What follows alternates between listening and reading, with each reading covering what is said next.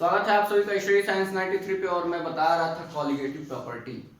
Colligative property में आज बताना है क्या, हिमांक का ऑनवन फ्रीजिंग कर सकते हैं, डिप्रेशन ऑफ फ्रीजिंग पॉइंट। तो मैं बताया क्या हूँ अभी तक। सबसे पहली चीज तो बता रहा हूँ मैं कॉलिगेटिव प्रॉपर्टी। कॉलिगेटिव प्रॉपर्टी में या फिर कहें कॉलिगेटिव प्रॉपर्टी होता क्या है मैं बता चुका हूँ। इसको अणुसंख्य गुण कहते हैं। ऐसे प्रॉपर्टीज जो केवल विलेय सॉल्यूट या फिर कहा जाए कि सॉल्यूशन के नंबर ऑफ मॉलिक्यूल्स या फिर कह सकते हैं नंबर ऑफ मोल्स मॉलिक्यूल्स पे डिपेंड करे। जो भी प्रॉपर्टी मॉलिक्यूल्स पे डिपेंड कर अणु पे डिपेंड करे उसे अणुसंख्य गुण कहते हैं। मैं बता चुका हूँ। इसमें 4 पॉइंट है। 4 पॉइंट है। पहला पॉइंट मैं बताया हूँ। पहला पॉइंट क्या था? पहला था लोअरिंग ऑफ वेपर प्रेशर या फिर कहा जाए तो relative lowering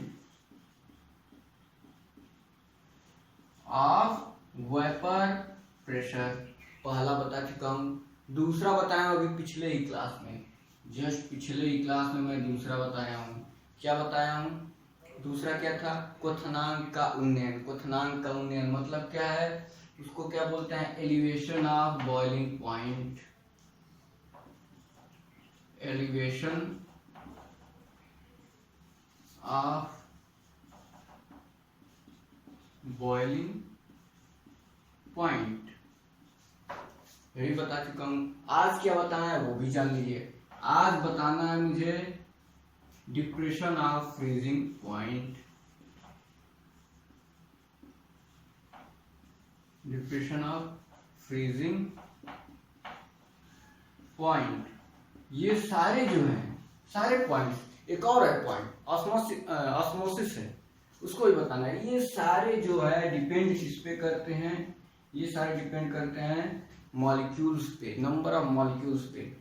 number of molecules, कितना विलेय का नंबर ऑफ मॉलिक्यूल्स है, इस पे डिपेंड करते हैं। नेचर पे डिपेंड नहीं करते हैं। ध्यान दीजिएगा आप लोग। चाहे वो नेचर किसका हो, चाहे वो सॉल्वेंट का नेचर हो या फिर जो सोल्यूट है उसका नेचर हो, नेचर पे डिपेंड नहीं करेगा, मॉलिक्यूल के डिपेंड करेगा। तो नंबर ऑफ मॉलिक्यूल पे कितना नंबर है, इसीलिए अणुसंख्य गुण कहा गया है। ये तो हो गया। अब रिलेटिव लोअरिंग पॉइंट जो है, जैसे लोअरिंग वेपर प्रेशर है, लोअरिंग ऑफ वेपर प्रेशर, उसी तरह से एक दूसरे से रिलेट है कौन सा? Depression of freezing point. ये दोनों एक दूसरे से रिलेटेड हैं। अगर ये बढ़ता है तो ये भी बढ़ेगा। अगर ये लोअरिंग ऑफ वेपर प्रेशर की बात कर रहा हूं, लोअरिंग नहीं, वेपर प्रेशर अगर किसी चीज का बढ़ता है तो क्या होता है? फ्रीजिंग पॉइंट बढ़ता है। वेपर प्रेशर कम होता है, फ्रीजिंग पॉइंट कम होता है। अभी तक मैंने क्या होता है बॉइलिंग वाले में क्या बताया था? बॉइलिंग वाले में ये दोनों एक दूसरे के इरिलेटिव मतलब उल्टा थे, डिस्प्रपोर्शनल थे। ये दोनों एक दूसरे के, वेपर प्रेशर बढ़ता था बॉइलिंग पॉइंट घट जाता था, वेपर प्रेशर घटता था तो बॉइलिंग पॉइंट बढ़ जाता था।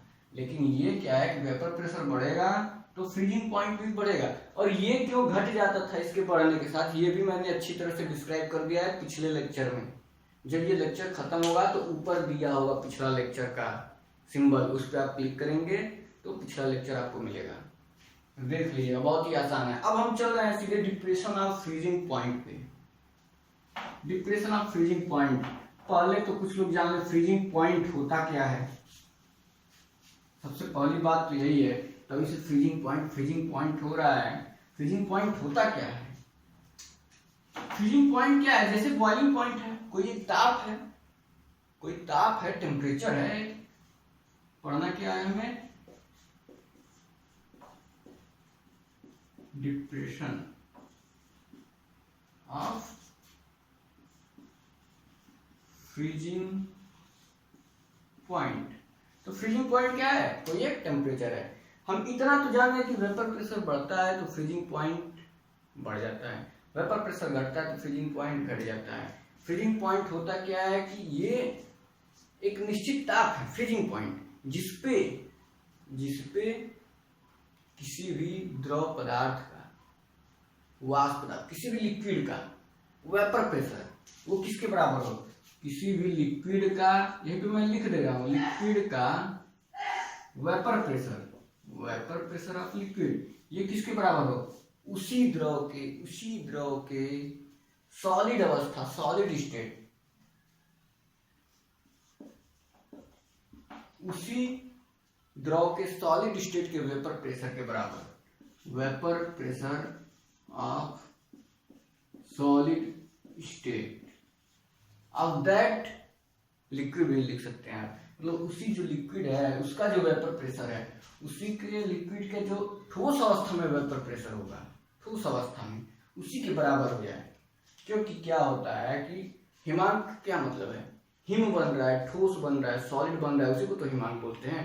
तो जिस टेम्परेचर पे वो सॉलिड बनने लगे, और किस टेम्परेचर पे सॉलिड बनेगा कोई भी लिक्विड, जिसपे उसका वेपर प्रेशर, उस लिक्विड का वेपर प्रेशर सॉलिड स्टेट के वेपर प्रेशर के बराबर है। जैसे हम लोग क्या है कि बॉइलिंग पॉइंट में क्या कर रहे थे, बॉइलिंग पॉइंट कब हो जाता है, किस ताप पे बॉइलिंग पॉइंट किसी भी लिक्विड का कहते हैं, जब जिस ताप पे वो उबलने लगे, बॉयल होने लगे। और किस ताप पे बॉयल हो रहा था, जब वो वायुमंडलीय कोई भी लिक्विड अगर वायुमंडलीय दाब के बराबर हो जाता था, 1 atm के बराबर हो जा रहा था, तो उस टेम्परेचर पे, जिस टेम्परेचर पे एटमॉस्फेरिक मतलब क्या बोलते हैं, वायुमंडलीय दाब के बराबर वेपर प्रेशर होता था, उसी टेम्परेचर को क्या बोलते थे, उसी टेम्परेचर को क्या बोलते थे, बॉइलिंग पॉइंट बोलते थे। उसी तरह से इसमें भी है, उसमें क्या था, द्रव उबल रहा था, जिस ताप पे वायुमंडलीय दाब और ये द्रव का दाब दोनों बराबर हो गया, मतलब वायुमंडल से जो दाब लग रहा था और नीचे से जो दाब लग रहा था वो दोनों बराबर हो गया, उस पर उबलने लगा द्रव, उसको बॉइलिंग पॉइंट कहें। अब क्या है कि द्रव का जो वाष्प दाब है वो वायुमंडलीय दाब के बराबर नहीं, उसी के सॉलिड के जो वाष्प दाब है, सॉलिड का जो वाष्प दाब है उसके बराबर, क्योंकि हम हिमांक मतलब सॉलिड होता है, तो सॉलिड के वाष्प दाब अब देखेंगे, तो सॉलिड के वाष्प दाब के बराबर अगर हो गया तो उसको कहेंगे डिप्रेशन, कहा गया है फ्रीजिंग पॉइंट बोलेंगे। यह क्लियर, क्यों वहां पे वायुमंडलीय दाब था, बॉइलिंग पॉइंट में यहाँ पे सॉलिड के वेपर प्रेशर के बराबर होना चाहिए। तो ये तो हो गया फ्रीजिंग पॉइंट। फ्रीजिंग पॉइंट का डिप्रेशन कैसे होता है, जैसे वाष्प दाब का होता है। वाष्प दाब में क्या है, ध्यान से सुनिएगा, सब पढ़ चुके हैं आप। प्योर सॉल्वेंट लेते हैं, प्योर सॉल्वेंट लेते हैं, उसमें जब हम कोई अवाष्पशील नॉन वोलेटाइल सोल्यूट डाल देते हैं तो होता क्या है, जब नॉन वोलेटाइल सोल्यूट डालते हैं तो जो वेपर होना रहता है सरफेस से, उस पर जाकर के नॉन वोलेटाइल बैठ जाते हैं। इतना सरफेस है तो उस पर किनारे किनारे कहीं कहीं जाकर के नॉन वोलेटाइल बैठ जाएंगे। अब वो नीचे से हम हीट करते हैं, वो बैठे हैं, नीचे से हीट कर रहे हैं, वो बैठे हुए हैं। तो जो नॉन वोलेटाइल है वो तो सरफेस पे बैठे हैं, उड़ नहीं रहे हैं, और बाकी जहां जहां पे नॉन वोलेटाइल नहीं है वो उड़ जा रहे हैं। तो जो उड़ रहे हैं उसी से वेपर प्रेशर बन रहा है। पहले क्या था, नॉन वोलेटाइल नहीं था, पूरा सरफेस जो है वो उड़ रहा था भाप के रूप में, पूरा सरफेस। तो वाष्प दाब क्या था, ज्यादा था, पूरा सरफेस उड़ रहा था तो वाष्प दाब ज्यादा था। अब हम नॉन वोलेटाइल डाल दिए तो वो बैठ गए सतह पे जाकर, कहें कि हम उड़ने ही नहीं देंगे तुमको, उड़ो तुम। अब वो उड़ने ही नहीं दे रहा है, जब सतह पे वाष्प को जब उड़ने नहीं देगा तो वाष्प कम बनेगा, वाष्प कम बनेगा तो वाष्प दाब कम हुआ। तो यही खेल है, जो नॉन वोलेटाइल है वो वाष्प दाब को कम कर देता है। क्यों कम कर देता है, मैं बता दिया हूं, सरफेस पे जाके बैठ जाएंगे, उड़ने ही नहीं देंगे, तो इसलिए कम हो जाता है। और जब वाष्प दाब कम होता है तो मैंने बताया कि ये दोनों एक दूसरे से रिलेटेड होते हैं। फ्रीजिंग पॉइंट भी वेपर प्रेशर से रिलेटेड होता है, तो फ्रीजिंग पॉइंट भी कम हो जाता है। याद रखिएगा, फ्रीजिंग पॉइंट भी कम हो जाता है जब वाष्प दाब कम होता है, मतलब प्योर जो सॉल्वेंट है उसका फ्रीजिंग पॉइंट थोड़ा अधिक होगा। जब उसमें सॉल्वेंट डाल देंगे तो क्या होगा, फ्रीजिंग पॉइंट घट जाएगा, क्योंकि वाष्प दाब भी घट जा रहा है। वाष्प दाब घट रहा है तो फ्रीजिंग पॉइंट भी घट ही तो जाएगा, कम ही वाष्प दाब न लगेगा फ्रीज करने के लिए, तो फ्रीजिंग पॉइंट भी घट जाएगा। फ्रीजिंग पॉइंट भी क्या होता है, घट जाता है। तो मान लेते हैं कि पहले फ्रीजिंग पॉइंट कितना था, पहले फ्रीजिंग पॉइंट मान लेते हैं प्योर सॉल्वेंट का TF0 था। फ्रीजिंग पॉइंट सॉल्वेंट का, प्योर सॉल्वेंट का अगर हम मान लें कि फ्रीजिंग पॉइंट TF0 है, वही बॉइलिंग पॉइंट की तरह ही मानना है या फिर वेपर प्रेशर मानना है, सेम उसी तरह है। सॉल्वेंट का मान लेते हैं TF0 है, और सॉल्यूशन जो बना है उसका मान लेते हैं फ्रीजिंग पॉइंट TF है। अब आप बताइए कौन ज्यादा है, TF नॉट ज्यादा है या TF ज्यादा है? जो प्योर सॉल्वेंट है उसका फ्रीजिंग पॉइंट अधिक होगा या फिर जब सॉल्यूशन बन गया सॉल्यूट डालने के बाद उसका फ्रीजिंग पॉइंट अधिक होगा? आप बताइए। जो प्योर सॉल्वेंट है उसका फ्रीजिंग पॉइंट क्या होगा? अधिक होगा, क्योंकि वाष्प दाब अधिक होगा। और जब उसमें डाल देंगे हम सॉल्यूशन बन गया, सॉल्यूशन जब बन गया तो क्या होगा? सॉल्यूट डालने से वाष्प दाब कम होता है, वाष्प दाब कम होगा तो फ्रीजिंग पॉइंट भी कम होगा। तो सॉल्यूशन बन गया तो फ्रीजिंग पॉइंट कम हो गया, मतलब कि ये ज्यादा है, प्योर सॉल्वेंट ज्यादा है, वेपर प्रेशर प्योर सॉल्वेंट का अधिक बनता है, प्योर सॉल्वेंट ज्यादा है और ये कम है। यहां से ये क्लियर रखिएगा हमेशा, कौन ज्यादा है कौन कम है, इसमें कोई कंफ्यूजन ना हो। तो कहेंगे कि जो घटा मतलब विलेय डालने पे, सॉल्यूट डालने पे घट गया ना फ्रीजिंग पॉइंट, तो जो फ्रीजिंग पॉइंट में डिप्रेशन हुआ, जो कमी हुई, उसको क्या डिनोट किया गया है? डिप्रेशन इन फ्रीजिंग पॉइंट को डिनोट किया गया है डेल्टा TF से। जो कमी हुई, जो घट गई विलेयन बनने के कारण फ्रीजिंग पॉइंट, उस फ्रीजिंग पॉइंट को कहा गया है डेल्टा TF। और ये किसके बराबर होगा? कितना घटा है कैसे पता चलेगा? अगर प्योर में से इसको जो घटा है उसको घटा दें तो निकल जाएगा। क्या करेंगे? TF नॉट माइनस TF, यही होगा ना डेल्टा TF, यही घटा हुआ है। अब जैसे मान लो प्योर सॉल्वेंट है तो इसका 85 है और इसका क्या है? घट गया 80 हो गया। तो कैसे हम निकालेंगे कितना घटा, कितना डिप्रेशन हुआ?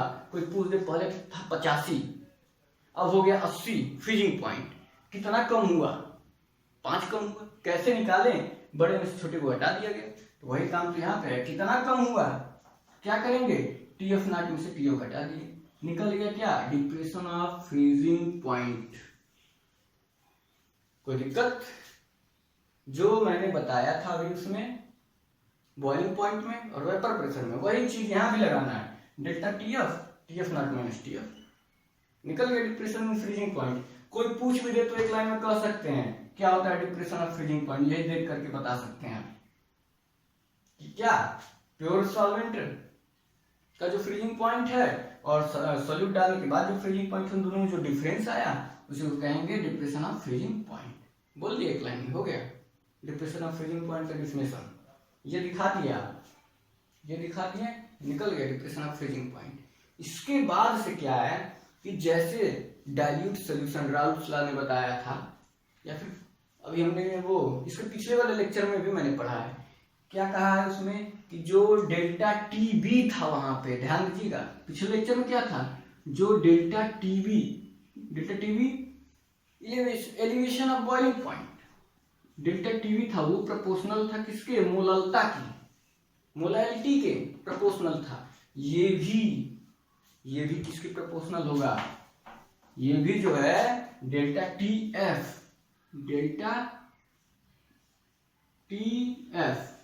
ये भी प्रोपोर्शनल होगा मोलैलिटी के। किसके प्रोपोर्शनल होगा? मोलैलिटी के। एक्सपेरिमेंट के द्वारा ये देखा गया है, उसमें भी मैंने बताया था, एक्सपेरिमेंट के द्वारा देखा गया कि जो डेल्टा TF है वो प्रोपोर्शनल है मोलैलिटी के। क्लियर है? इतना याद रखिएगा। और जिसको यहाँ तक याद है वो पूरा फार्मूला भी अब उसको याद हो गया होगा। अगर आप लोगों को अच्छी तरह से याद होगा तो अब क्या हुआ था, प्रोपोर्शनलिटी कांस्टेंट हटाया गया था तो क्या लिखा गया था? लिखे थे हम delta TF is equal to proportionality constant हटाया थे, वहां पे के भी लगाए थे, यहाँ पे F की बात हो रही है, फ्रीजिंग की बात हो रही है, तो KF इंटू M, ये हो गया एक फार्मूला। रटने की जरूरत है ही नहीं, रटने की तो जरूरत है नहीं, तो ये हो गया एक फार्मूला। और जो KF है इसको क्या बोलते हैं? ये देखिए वहां पे क्या था, इवोल्यूस्कोपिक कांस्टेंट बोलते थे, जो केवी था। यहाँ पे KF को क्या बोलेंगे? Cryoscopic constant. और भी नाम दे सकते हैं, और भी बोल सकते हैं कि फ्रीजिंग पॉइंट कांस्टेंट बोल सकते हैं, फ्रीजिंग पॉइंट कांस्टेंट बोल सकते हैं, या फिर मोलल डिप्रेशन कांस्टेंट बोल सकते हैं, ये भी बोल सकते हैं। Molar depression constant, freezing point constant, या फिर मेन जो नाम याद रखना, क्रायोस्कोपिक कांस्टेंट बोलते हैं KF को, क्रायोस्कोपिक कांस्टेंट बोलते हैं। इसके बाद से एक ग्राफ, इसको आगे सॉल्व करने से पहले एक ग्राफ समझ लेते हैं। ग्राफ जो दिया हुआ है किताब में, ग्राफ समझना है, यही किनारे समझ लेते हैं। इसका ग्राफ कैसे बनेगा, जैसे वेपर प्रेशर था, वेपर प्रेशर वाला मैंने बताया है, टेम्परेचर नीचे था, वेपर प्रेशर क्या था वाई एक्सिस पे, वो ग्राफ मैंने बनाया हुआ है। और उसी ग्राफ से हम बनाएंगे ये वाला TF वाला। मान लीजिए इस तरह से था ग्राफ, यहाँ क्या था, टेम्परेचर था, किसमें, केल्विन में, एक्स एक्सिस पे टेम्परेचर, वाई एक्सिस पे वेपर प्रेशर था, यही था। और हम लोगों ने क्या कहा था कि जो सोल्यूशन है, ध्यान दीजिएगा, सॉल्वेंट का वेपर प्रेशर, मान लो कोई एक सॉल्वेंट लिए हैं, उसका वेपर प्रेशर कहीं यहाँ आता है, यहीं पे, जैसे पिछले बार मैंने बताया था, और थोड़ा कर लेते हैं, यहाँ कहीं आता है सॉल्वेंट का वेपर प्रेशर। सॉल्वेंट का वेपर प्रेशर यहाँ है, इतना आ रहा है, और उसके साथ टेम्परेचर बढ़ाएंगे तो वेपर प्रेशर क्या होगा, धीरे धीरे ऐसे बढ़ता चला जाएगा। और सॉल्वेंट का ग्राफ टेम्परेचर के लिए इस तरह से कुछ आएगा। सॉल्वेंट की बात कर रहा हूं मैं, ये सॉल्वेंट है ये। अब अगर उसमें कोई सोल्यूट डाल देते हैं तो क्या होता है, पहले वेपर प्रेशर ये था, घट जाएगा, वेपर प्रेशर घट के इधर कहीं आ आएगा। और इसका वेपर प्रेशर क्या, टेम्परेचर के साथ इसी तरह से बढ़ता चला जाएगा, इस तरह से। ये किसका है, सोल्यूशन का है। इस तरह से कहीं इधर कहीं वेपर प्रेशर होगा, इस तरह से ये ग्राफ बनेगा वेपर प्रेशर और टेम्परेचर की, मैं बता चुका हूं। अब क्या रहा है कि जो प्योर सॉल्वेंट होता है उसका TF यहां पे कहीं होगा। मान लीजिए वहां इसका फ्रीजिंग पॉइंट प्योर सॉल्वेंट है, फ्रीजिंग पॉइंट क्या होगा, प्योर सॉल्वेंट का ज्यादा होगा, यहां से भी स्पष्ट है, प्योर सॉल्वेंट का ज्यादा होगा।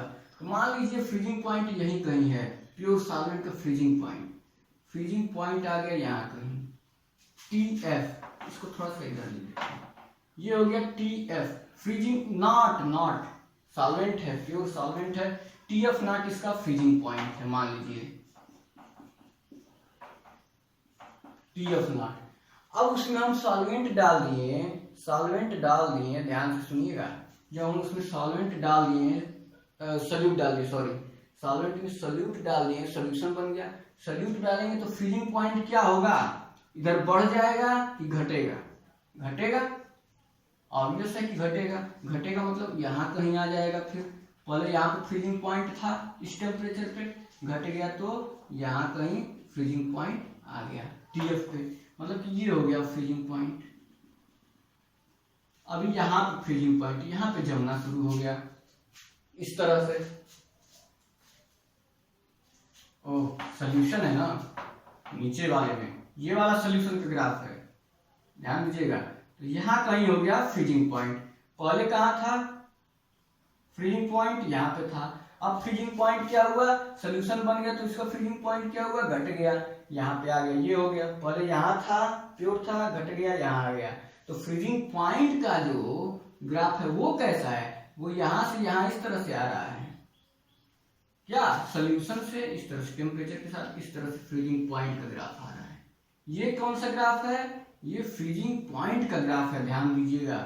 तो अगर ये वेपर प्रेशर का ग्राफ पता है, फ्रीजिंग पॉइंट एक यहाँ पे है प्योर सॉल्वेंट का, सोल्यूशन का यहाँ पे है, तो यहाँ पे जिस पे आ रहा है और यहाँ जिस पे आ रहा है, दोनों को सीधा करके और एक ग्राफ खींचते हैं, तो ये जो ग्राफ है ये फ्रीजिंग पॉइंट का ग्राफ आएगा। ये जो ग्राफ है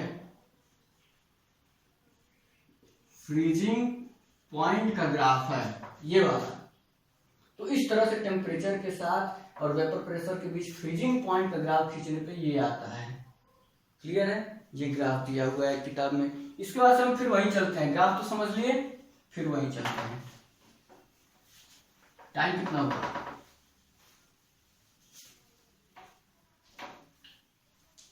अभी टाइम है 10 मिनट, हो जाएगा, जल्दी जल्दी थोड़ा चलते हैं, सवाल भी लगा देंगे।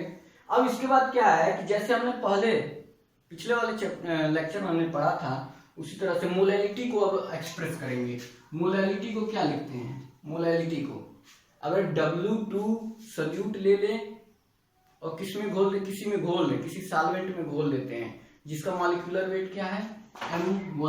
M2 है। W2 क्या ले लें? सल्यूट, W2 सल्यूट ले लें और M2 उस कोई सॉल्वेंट है जिसमें घोल रहे हैं सल्यूट को, उसका क्या है? मॉलिक्यूलर मास हो जाए। तो मोललता क्या होती है? मोलैलिटी क्या होती है? नंबर ऑफ मोल्स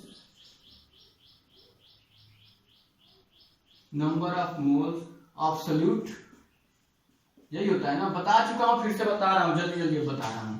और 1 किलोग्राम में कितना घुला है? 1 किलोग्राम कोई विलायक है, 1 kg ऑफ सॉल्वेंट, ये भी मैंने बताया अच्छे तरीके से। अब नंबर ऑफ मोल्स कैसे निकालेंगे? पदार्थ की मात्रा बटे अणुभार। Number of moles of solute कैसे निकालते हैं? पदार्थ की मात्रा बटे अणुभार। इसी तरह मोलों की संख्या निकलती है ना। तो पदार्थ की मात्रा मान लेते हैं W2 है और उसका अणुभार क्या है? M2 है। ऊपर क्या हो जाएगा? W2 बटे M2 बटे, अब मान लीजिए कोई सॉल्वेंट है, ग्राम में दिया है, ग्राम में मान लेंगे कि W1 ग्राम सॉल्वेंट है। W1 ग्राम क्या है? सॉल्वेंट है, लेकिन हमको लेना किसमें है? किलोग्राम में। तो किलो दिया है W1 ग्राम में, माने हम ग्राम में सब लेना है किलोग्राम में, तो किलोग्राम में बदलने के लिए W1 बटे 1000 कर देंगे, किलोग्राम हो जाएगा। तो यहाँ नीचे लिख सकते हैं W1 बटे 1000। इसको सॉल्व करेंगे तो आएगा क्या? ऊपर हो जाएगा 1000 होगा ना, ये ऊपर चला जाएगा और ये इधर आ जाएगा, गुणे W2 बटे M2 गुणे W1। M की जगह पे क्या हो गया? ये हो गया, याद रखिएगा। M की जगह पे क्या हो गया? ये हो गया, और वो उस फार्मूले में रख देते हैं M की जगह पे, और निकल जाएगा हमारा एक नया फार्मूला। तो फार्मूला क्या हो जाएगा? Main formula delta TF is equal to KF 1000 W2 upon M2 into W1। ये हो गया फार्मूला, यही फार्मूला पिछले वाले में भी था, बॉइलिंग पॉइंट में भी यही फार्मूला है। तो ये फार्मूला अगर हमको इसमें से कोई भी 1 2 3 4 5 टर्म है, कोई भी 4 टर्म पता हो तो 5वां निकाल सकते हैं। अगर M2 निकालना हो इसमें से, ये सारी चीजें पता है तो M2 भी निकाल सकते हैं। KF की वैल्यू हम जानते हैं कि ये एक्सपेरिमेंटली निकाली जाते हैं। तो जब भी सवाल पूछेगा KF की वैल्यू दी हुई रहेगी, जब भी सवाल पूछेगा तो KF की वैल्यू दी रहेगी, और नहीं दी है तो समझिए ये सारी चीजें दी हुई हैं। KF की वैल्यू नहीं दी है तो सब चीज दिया हुआ है, KF पूछेगा। KF की वैल्यू दी है तो M2 पूछ देगा, कभी W2 पूछेगा, कुछ भी पूछेगा, मतलब 4 वैल्यू दी रहेगी, एक वैल्यू निकालना रहेगा। इसी से सवाल निकालना है। सवाल जो है पूछेगा तो इसी से फार्मूले से हमको सॉल्व करना है। जैसे ये भी फार्मूला कहीं कहीं लग जाता है, एक सवाल इस फार्मूले पे भी आया है। ये तो सबसे आसान फार्मूला है, ये सबको याद है फार्मूला। इतना अगर याद है तो किसको नहीं फार्मूला याद है? बॉइलिंग पॉइंट का हो, फ्रीजिंग पॉइंट का हो, या किसी भी चीज का हो, इसको फार्मूला नहीं याद है।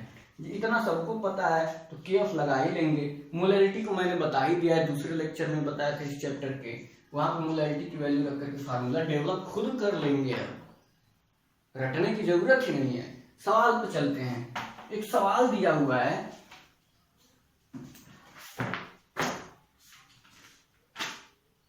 जल्दी सवाल पे चलते हैं। कहाँ है सवाल? हाँ, 45 ग्राम ऑफ एथिलीन ग्लाइकॉल, 45 ग्राम। कहाँ लिखा जाए सवाल? थोड़ा सा साफ ऊपर साफ कर ले। 45 ग्राम एथिलीन ग्लाइकॉल है। एथिलीन ग्लाइकॉल कितना है? 45 ग्राम। एथिलीन ग्लाइकॉल का फार्मूला दिया रहेगा, कितना है? पहले पूरा पढ़ लेते हैं। W1 है, W2 है, ये भी तो देखना पड़ेगा। 45 gram ethylene glycol is mixed with 600 gram water, मतलब वाटर में मिक्स किया गया है। अच्छा, तो कह रहा है एथिलीन ग्लाइकॉल क्या होता है फार्मूला?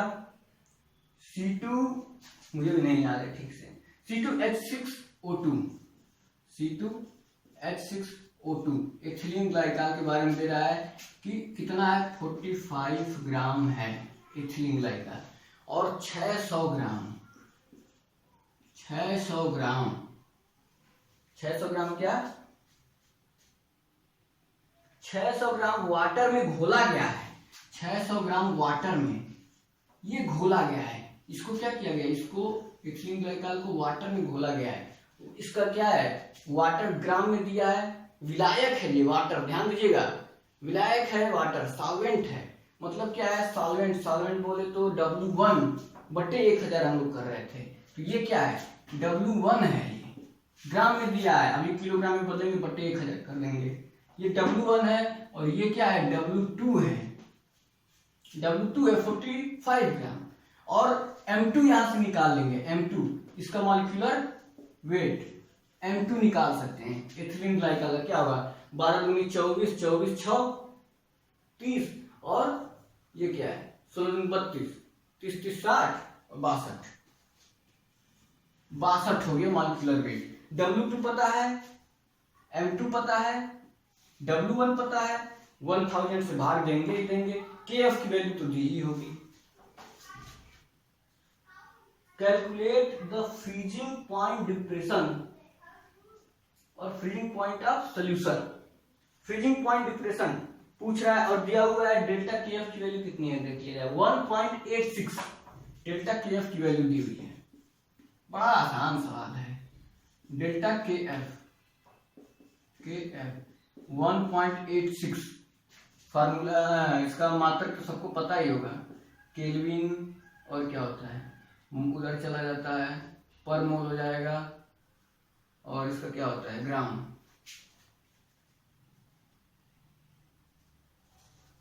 ग्राम नहीं केजी लिखेंगे, केजी क्योंकि वो लेते हैं किलोग्राम में सॉल्वेंट को, ये फार्मूला।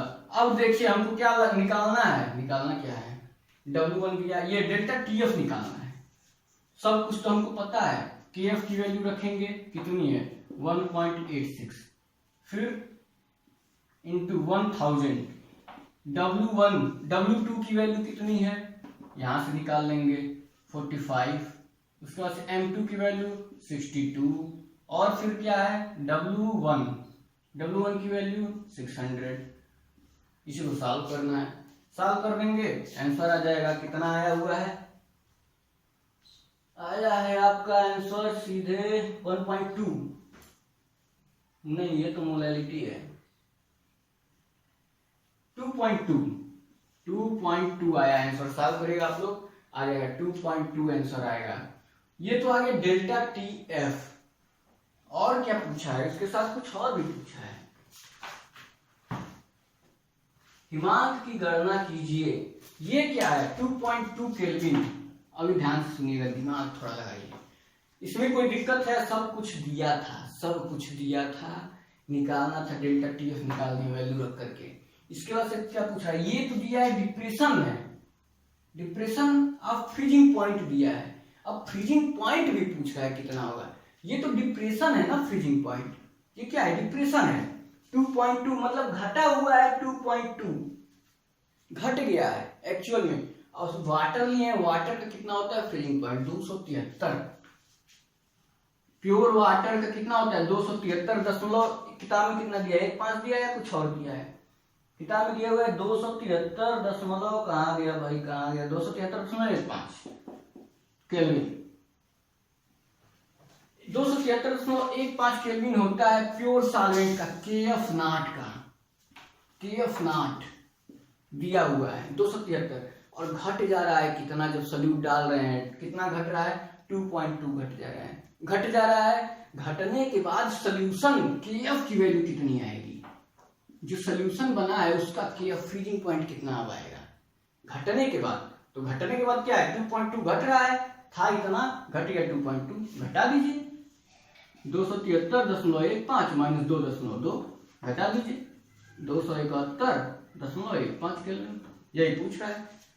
चेंज इन, ये पूछ रहा है मतलब डिप्रेशन इन फ्रीजिंग पॉइंट, तो ये आ गया, और सोल्यूशन का कितना हो गया अब डिप्रेशन, तो घटा करके निकाल दिए, ये हो गया। इस तरह से ये सवाल लग गया।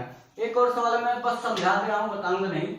कह रहा है कि कोई इलेक्ट्रोलाइट, नॉन इलेक्ट्रोलाइट है 1 ग्राम, 1 ग्राम नॉन इलेक्ट्रोलाइट है, 50 ग्राम बेंजीन में घोल रहे हैं और हिमांक में कमी हो रही है कितना, 0.40, हिमांक में कमी हो रही है। डेल्टा टीएफ दिया हुआ है 0.40 दिया हुआ है नेक्स्ट क्वेश्चन में।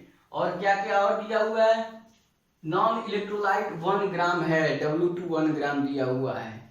और क्या दिया है, 50 ग्राम बेंजीन में घोला जा रहा है, 50 ग्राम है ना, 50 ग्राम बेंजीन में, मतलब 50 ग्राम 1 किलोग्राम में बने 50/1000, 50/1000 वो हो गया नीचे का। ऊपर का दिया हुआ है क्या, ऊपर का क्या दिया था भाई, 1 ग्राम दिया था नॉन इलेक्ट्रोलाइट, ऊपर का 1 ग्राम दिया है और M2 नहीं दिया है, M2 ही तो निकालना है। 1 ग्राम दिया है बटे M2, ये M2 निकालना है। डेल्टा TF दिया है, KF की वैल्यू भी दी हुई होगी, KF भी दिया है, तो M2 निकल जाएगा। सब कुछ दिया है, केवल M2 नहीं दिया। आप लोग सवाल पढ़िएगा, मैं समझा भी दिया हूँ, थोड़ा बहुत पढ़िएगा, देखिएगा, केवल ये M2 नहीं दिया है, सब कुछ दिया है, M2 आप लोग निकाल लीजिएगा। क्लियर है? आज ये पूरा टॉपिक खत्म हो गया, बस एक चीज बचा हुआ है इस पूरे चैप्टर में, ऑस्मोसिस।